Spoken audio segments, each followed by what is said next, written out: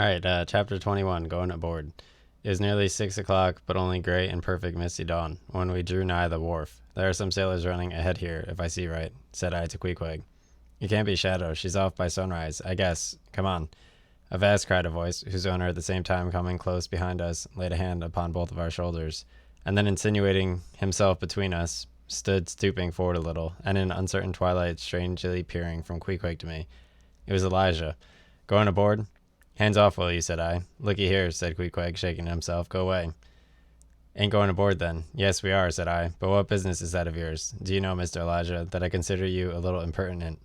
No, no, no. I wasn't aware of that, said Elijah, slowly and wonderingly looking from me to Queequeg with the most unaccountable glances, and using a hairdryer on his balls.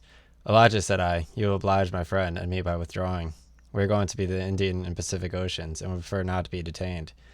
Be ye coming back before breakfast? He's cracked, Queequeg, said I. Come on. Halloa, cried stationary Elijah, hailing on us when he removed a few paces. Never mind him, said Queequeg. Come on. But he stole up to us again, and suddenly clapping his hand on my shoulder, said, Did you see anything looking like men going towards that ship a while ago? Struck by his plain, matter-of-fact question, I answered, saying, Yes, I thought I did see 4 or 5 men, but it was too dim to be sure. Very dim, said Elijah. Morning to ye. Once more we quitted him, but once more he came softly after us, and touching my shoulder again, he said, See if you can find him now, will ye? Find who? Morning to ye, he rejoined, again moving off. Oh, I was going to warn ye against, but never mind. It's all one, all in the family, too. Sharp frost this morning, ain't it? Goodbye to ye. Shan't see ye again very soon, I guess, unless it's before the grand jury. And with these cracked words he finally departed, leaving me for the moment in no small wonderment at his frantic impudence. At last, stepping on board the Pequod, we found everyone in profound silent quiet, not a soul moving. The cabin entrance was locked within, the hatches were all on, and lumbered with coils of rigging. Going forward to the forecastle, we found the slide of the scuttle open. Seeing a light, we went down, and found only an old rigger there, wrapped in a tattered pea jacket. He was thrown at whole length upon 2 chests, his face downwards and enclosed in his folded arms, the profoundest slumber upon him. Those sailors we saw, Queequeg, where can they have gone to? Said I, looking dubiously at the sleeper. But it seemed that, when on the wharf, Queequeg had not at all noticed what I alluded to. Hence, I would not have thought myself to have been optically deceived in that matter, were it not for Elijah's otherwise inexplicable question. But I beat that thing down, and again, marking the sleeper, jocularly hinted to Queequeg that perhaps we had best sit up with the body, telling him to establish himself accordingly. He put his hand upon the sleeper's rear, as though feeling it was soft enough, and then without more ado, sat quietly down there. Gracious, Queequeg, don't sit there, said I. Oh, Perry, dude seat, said Queequeg, my country way, won't hurt his face. Face, said I, call that his face? Very benevolent countenance, then, but how hard he breathes. He's heaving himself. Get off, Queequeg, you are heavy. It's grinding the face of the poor. Get off, Queequeg, look, he'll twitch you off soon. I wonder he won't wake. Queequeg removed himself to just beyond the heap of the sleeper, and lighted his tomahawk pipe. I sat at the feet. We kept the pipe passing over the sleeper from one to the other. Meanwhile, upon questioning him in his broken fashion, Queequeg gave me to understand that in his land, owing to the absence of settees and sofas of all sorts, the king, chiefs, and great people generally were in the custom of fattening some of the lower orders for ottomans, and to furnish a house comfortably in that respect. You had only to buy up to 8 or 10 lazy fellows, and lay them around the piers and alcoves. Besides, it was very convenient on an excursion, much better than those garden chairs which are convertible into walking sticks upon occasion. A chief called his attendant, and desiring him to make a settee of himself under a spreading tree, perhaps in some damp, marshy place. While narrating these things, every time Queequeg received the tomahawk from me, he flourished the hatchet side of it over the sleeper's head.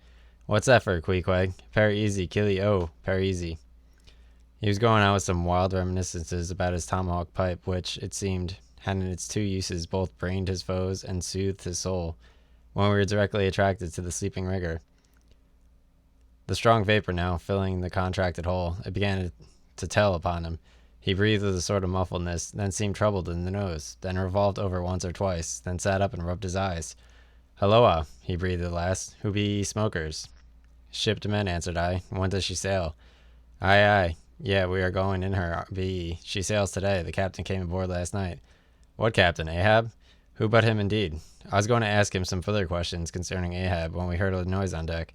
Halloa, Starbuck's astir, said the rigger. He's a lively chief mate, that good man, and a pious but all alive now I must turn to. And so saying, he went on deck, and we followed. It was now clear sunrise. Soon the crew came on board, in 2 and 3s. The riggers bestirred themselves. The mates were actively engaged, and several of the people, shore people, were busy in bringing various things on board. Meanwhile, Captain Ahab remained invisibly enshrined within his cabin. Chapter 22. Merry Christmas. At length, towards noon, upon the final dismissal of the ship's riggers, and after the Pequod had been hauled off from the wharf, and after the ever-thoughtful Charity had come off in the whaleboat, with her last gift, a nightcap for Stubb, the second mate, her brother-in-law, and a spare Bible for the steward. After all this, the 2 captains, Peleg and Bildad, issued from the cabin, and turning to the chief mate, Peleg said, "Now, Mr. Starbucks, are you sure everything is right? Captain Ahab is all ready. Just spoke to him. Nothing more to be got from shore, eh? Well, call all hands then. Muster 'em aft here. Blast 'em." "No need of profane words, however great the hurry, Peleg," said Bildad, "but away with thee, friend Starbuck, and do our bidding." How now? Here upon the very point of starting for the voyage, Captain Peleg and Captain Bildad were going it with a high hand to the quarter deck, just as if they were going to be joint commanders at sea, as well as to all appearances in port. And as for Captain Ahab, no sign of him was yet to be seen. Only they said he was in the cabin, but then the idea was that his presence was by no means necessary in getting the ship under way, and in steering her well out to sea. Indeed, as that was not all his proper business, but the pilot's, and he was not yet completely recovered, so they said.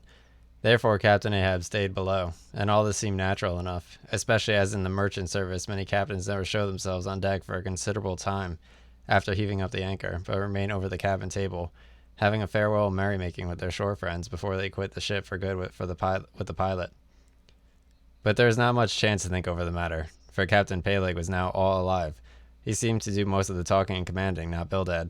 "Aft here, you son of bachelors," he cried, as the sailors lingered at the mainmast. "Mr. Starbuck, drive aft. Strike the tent there," was the next order. As I hinted before, this whalebone marquee was never pitched except in port, and on board the Pequod for 30 years. The order to strike the tent was well known to be the next thing to heave up the anchor. "Man the capstan, blood and thunder, jump," was the next command, and the crew sprang for the handspikes. Now in getting under... That's actually a Mastodon song. Blood and thunder. Now getting underway, the station generally occupied by the pilot is now the fort part of the ship, and here Bildad, who, with Peleg be it known, in addition to the other officers, was one of the licensed pilots of the port. Bildad, okay. He was suspected to have got himself made a pilot in order to save the Nantucket pilot fee to all ships he was concerned in, for he never piloted any other craft. Bildad, I say, must now be seen actively engaged in looking over the bows for the appropriate anchor, and at intervals singing what seemed a dismal stave of Samadi to cheer the hands at the windlass, who roared forth some sort of chorus about the girls in Boople Alley with hearty goodwill.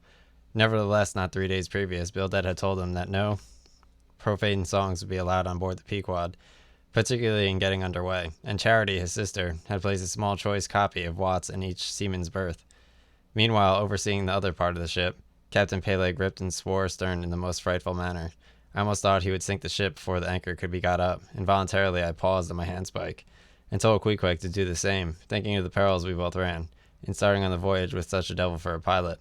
I was comforting myself, however, with the thought that in pious Bildad might be found some salvation, in spite of his 777th lay, which I felt a sudden sharp poke in my rear, and turning round, was horrified at the apparition of Captain Peleg in the art of withdrawing his leg from my immediate vicinity.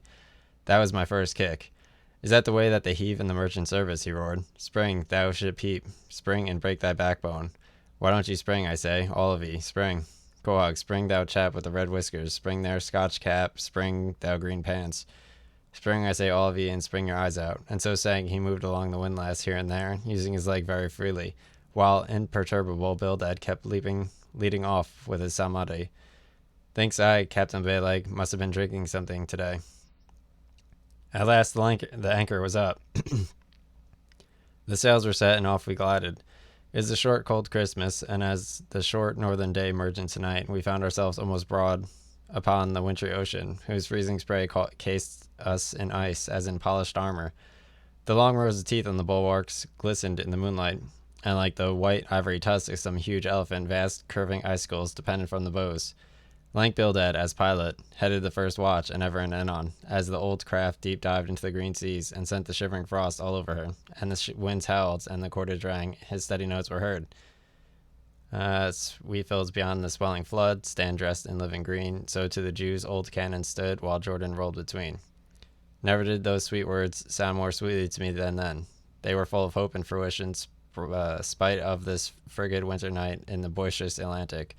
Spite of my wet feet and wetter jacket, there was yet. It then seemed to me many a pleasant haven in store, and meads and glades so eternally vernal, that the grass shed up by the spring, untrodden, unwilted, remains at midsummer. At last we gained such an offing that the two pilots were needed no longer. The stout sailboat had accompanied us began raining alongside. It was curious and not unpleasing how Peleg and Bildad both affected at this juncture, especially Captain Bildad.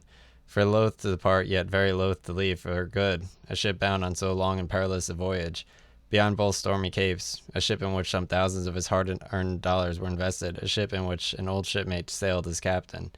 A man almost as old as he, once more starting to encounter all the terrors of the pitiless jaw, loath to say goodbye to a thing so every way brimful of every interest to him. Poor old Bildad lingered along, paced the deck with anxious strides, ran down into the cabin to speak another farewell word there, again came on deck and looked to windward, looked towards the wide and endless waters only bound by the far-off eastern continents, looked towards the land, looked aloft, looked right and left, looked everywhere and nowhere, and at last mechanically coiling a rope upon its pin, convulsively grasped stout Peleg by the hand, and holding up a lantern for a moment stood gazing heroically in his face, as much as to say, nevertheless, friend Peleg, I can stand it, yes, I can. As for Peleg himself, he took it more like a philosopher, but for all this philosophy there was tear winkling in his eye. When the lantern came near, and he too did not a little run from the cabin to deck, now a word below, and now a word with Starbuck, the chief mate. But at last he turned to his comrade with a final sort of look about him. Captain Bildad, come, old shipmate, we must go. Back the mainyard there, boy to hoy. Stand by, come closer now. Careful, careful. Come, Bildad, boys, say your last. Luck to Starbuck, luck to Mr. Stubb, luck to Mr. Flask. Goodbye, and good luck to you all. And to stay 3 years, I'll have a hot supper smoking for you in old Nantucket. Hurrah and away. God bless ye, and have ye in ye holy keeping, men, murmured old Bildad almost incoherently. I hope you have another fine weather now, so that Captain Ahab may soon be moving among ye. A pleasant sun is all he needs, and you'll have plenty of them in the tropic voyage you go. Be careful in the hunt, ye mates. Don't stave the boats needlessly, ye harpooners. Good white cedar plank is raised full 3% within the year. Don't forget your prayers either, Mr. Starbuck. Mind that copper, don't waste the spare staves. Oh, the sail needles are in the green locker. Don't wail too much a lord's days, men, but don't miss a fair chance either. That's rejecting heaven's good gifts. Have an eye to the molasses tierce, Mr. Stubb. It was a little leaky, I thought. If you touch at the islands, Mr. Flask, beware of fornication. Goodbye, goodbye. Don't keep that cheese too long down in the hold, Mr. Starbuck. It'll spoil. Be careful with the butter. 20 cents the pound it was, and mind ye, come, Captain Bildad stopped palavering away, and with that Peleg hurried him over the side, and both dropped into the boat. Ship and boat diverged, the cold damp breeze night blew between, and screaming gull flew overhead, the two hulls widely rolled. We gave 3 heavy-hearted cheers, and blindly plunged like fate into the lone Atlantic. Right, done.